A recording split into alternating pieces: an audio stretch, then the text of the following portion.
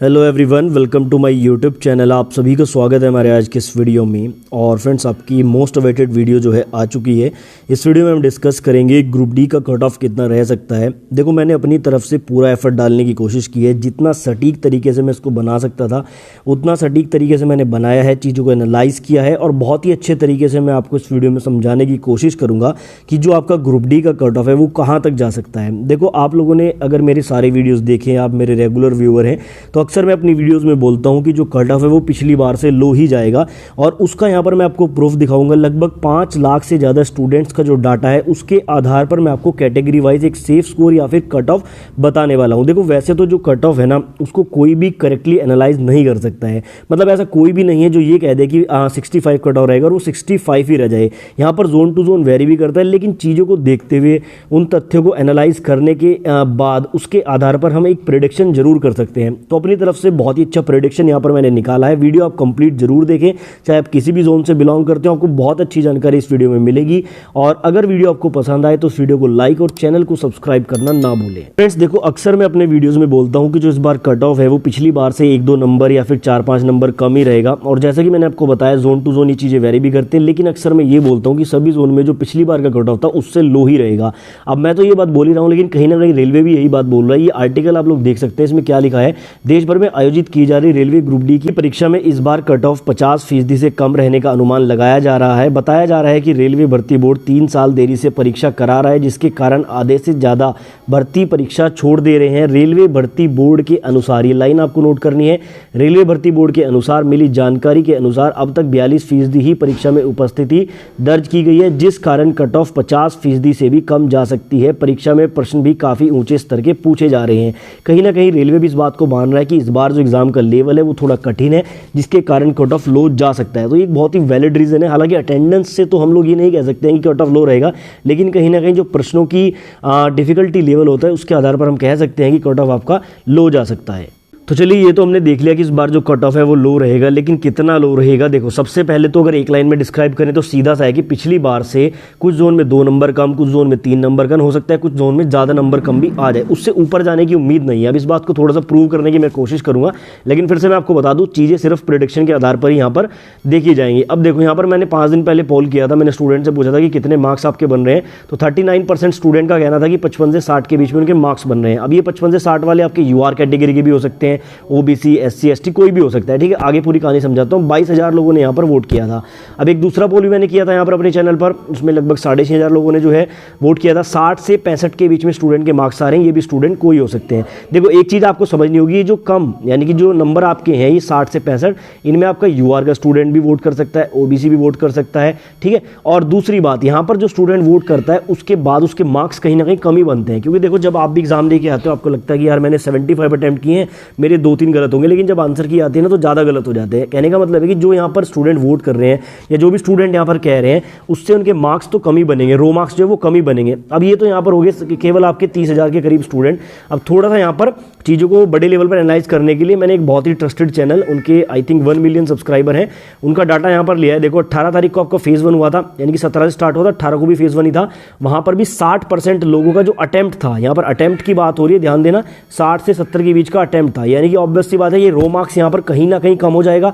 रो marks अगर देखा जाए तो ये आपका वही 55 से 60 के बीच में हो जाएगा। ठीक है ना, इस पर आपको फोकस करना है। ये रो मार्क्स की मैं बात कर रहा हूँ। अब पहले एक बार सारे फेज़ का मैं आपको दिखा देता हूँ। ये भी फेज़ 1 का 22 तारीख का जो है, यहाँ पर भी देखो 60 से 70 के बीच में 62% लोगों ने क्वेश्चंस अटेम्प्ट किए हैं। ये भी अटेम्प्ट ही है। 25 अगस्त की बात करूँ, ये भी फेज़ 1 है, यहाँ पर भी 60 से 70 के बीच में 63% लोगों ने जो है अटेम्प्ट किया है। अब आ जाते हैं फेज़ 2 में।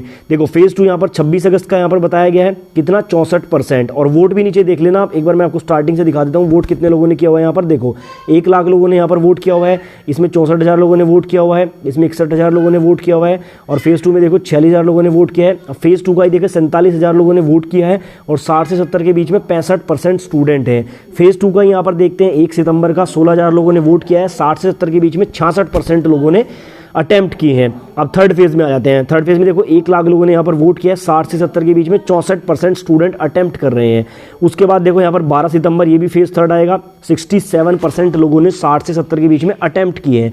बार बार मैं अटेम्प्ट इसलिए बोल रहा हूँ क्योंकि ये अटेम्प्ट है, यहाँ पर इनके रो मार्क्स कम हो जाएंगे ऑटोमेटिकली। 40,000 स्टूडेंट ने यहाँ पर वोट किया था। और फाइनली देखो फेज़ 3 का 17 सितंबर का मैंने यहाँ पर देखा 65% लोगों ने 60 से 70 के बीच में अटैम्प्ट किए, 1 लाख लोगों ने वोट किया है। अब ये दिखाने का मतलब क्या है, पूरी कहानी समझो। देखो यहाँ पर मैक्सिमम जो स्टूडेंट है ना वो 70 तक जा रहे हैं, यानी कि 70 से ऊपर बहुत कम स्टूडेंट जा रहे हैं। कट ऑफ कैसे बनती है थोड़ा सा समझ लो। मान लो 10 स्टूडेंट हैं, यहाँ पर कट ऑफ बननी है, 5 सीट्स हैं, 5 लोगों की कट ऑफ बननी है। मान लेते हैं एक स्टूडेंट के 90 मार्क्स हैं, दूसरे के 80 मार्क्स हैं, तीसरे के यहाँ पर 70 हैं और चौथे के 60 हैं, और मान लो 5वें स्टूडेंट के यहाँ पर 55 नंबर हैं, ठीक है ना। और बाकी स्टूडेंट के जो बचे हुए 5 स्टूडेंट उनके 55 से कम है, तो कट ऑफ बनेगा 55, यानी कि कट ऑफ क्या रहेगा 55 रहेगा। यानी कि यहाँ पर कहानी समझो, मैं कहना क्या चाह रहा हूँ, मैं ये कहना चाह रहा हूँ कि अगर मैक्सिमम नंबर ही यहाँ पर आपके 70 यानी कि अटेम्प्ट ही 70 हो रहे हैं, इसमें रो मार्क्स कट फट के 65 आ रहे हैं, चाहे ये यूआर है, ओबीसी है, एससी है, एसटी, यानी कि मैक्सिमम जो कट ऑफ जा रहा है ना वो 65 तक जा रहा है। अब ये मैक्सिमम कट ऑफ किसका जाता है आप अच्छी तरह जानते हैं, सबसे ज़्यादा कट ऑफ जाता है यूआर का, फिर जाता है ओबीसी का, फिर जाता है एससी का और फिर जाता है एसटी का। यानी कि ये 65 वाले यूआर वाले हो सकते हैं मैक्सिमम कट ऑफ में, ठीक है। अब ये सारी कहानी आपको बताने के पीछे रीज़न क्या है, मैं ये आपको बताना चाह रहा हूँ कि जो मैक्सिमम कट ऑफ है, ज़्यादा स्टूडेंट जो अटैम्प्ट कर रहे हैं उसके आधार पर, उनके रो मार्क्स के आधार पर, यानी कि मैक्सिमम अटैम्प्ट 65 से 70 तक ही जा रहा है। अब इसके अनुसार यहाँ पर हम कट ऑफ को देखते हैं। देखो यूआर की अगर मैं बात करूँ किसी भी जोन की, क्योंकि देखो मैंने आपको बताया जोन टू जोन वेरी करेगा, लेकिन सभी जोन का ओवरऑल लेके चल रहे हैं। देखो यूआर वाले जो अटैम्प्ट कर रहे हैं मान लेते हैं कि 60 से 70, ठीक है। और मैंने आपको बताया कि क्यों हमने यूआर को इतना माना है, तो 60 से 70 अगर वो अटैम्प्ट कर रहे हैं तो रो मार्क्स उनके कटफट के बनेंगे 60 से 65 के बीच में। फिर लगेगा नॉर्मलाइजेशन, तो नॉर्मलाइजेशन में मार्क्स भी बढ़ सकते हैं, यानी कि 65 से 70 की रेंज रहेगी यहाँ पर यूआर कैटेगरी वालों के लिए। 70 से ऊपर यूआर का कट ऑफ नहीं जाएगा नॉर्मलाइजेशन होने के बाद। यहाँ पर इतना बड़ा बड़ा इसलिए लिखा है आफ्टर नॉर्मलाइजेशन, यानी कि नॉर्मलाइजेशन होने के बाद जो फाइनल स्कोर बनेगा पीईटी के लिए, यहाँ पर मैं बात कर रहा हूँ पीईटी फिजिकल एफिशिएंसी टेस्ट के लिए, वो यूआर का 65 से 70 से ऊपर नहीं जाएगा। कहीं कहीं यहाँ पर 65 से कम भी जा सकता है, लेकिन 70 से ऊपर नहीं जाएगा। इसी के अकॉर्डिंग देखा जाए ओबीसी यहाँ पर हमेशा यूआर से कम रहती है, तो आपका जो ओबीसी का पीईटी के लिए कट ऑफ बनेगा आफ्टर नॉर्मलाइजेशन वो बन सकता है 60 से 65, ठीक है ना। ये मैक्सिमम 65 मैं आपको बता रहा हूँ, 1-2 नंबर तो देखो ऊपर नीचे हो सकता है, 65 में 66 भी हो सकता है, और यहाँ पर जो है 60 में हो सकता है 58 भी हो जाए। एससी की बात करूं तो 55 से 60 के बीच में फाइनल सिलेक्शन पीटी वाला हो सकता है आफ्टर नॉर्मलाइजेशन। एसटी की बात करें तो 50 से 55, और अगर ईडब्ल्यूएस की बात करें तो 50 से 60 के बीच में पीटी के लिए आपका सिलेक्शन होगा, और ये आफ्टर नॉर्मलाइजेशन के मार्क्स हैं। तो देखो जितना चीज़ों को मैं समझ पाया हूं उसके आधार पर मैंने आपको बताया, मेरे अकॉर्डिंग तो ये बहुत ही सेफ स्कोर है। अब यहाँ पर ये क्योंकि आप देख सकते हैं जैसे ओबीसी है 60 से 65, 60 से 65 क्या है फाइनल स्कोर, यानी कि यहाँ पर अब अगर आपके नंबर आ रहे हैं 55 से 58 के बीच में तो भी आपके चांसेस हैं, क्योंकि हो सकता है नॉर्मलाइजेशन में ये 60 से ऊपर चले जाएं, 65 के आसपास चले जाएं। अब इसके अकॉर्डिंग आपको देख लेना है कि आपका रो स्कोर जो बन रहा है आपका सिलेक्शन हो सकता है या नहीं हो सकता है, ठीक है ना।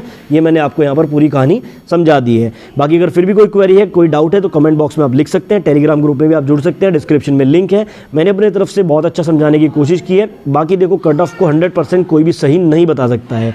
बाकी ये था मेरा प्रेडिक्शन, आपको कैसा लगा कमेंट बॉक्स में जरूर बताएं।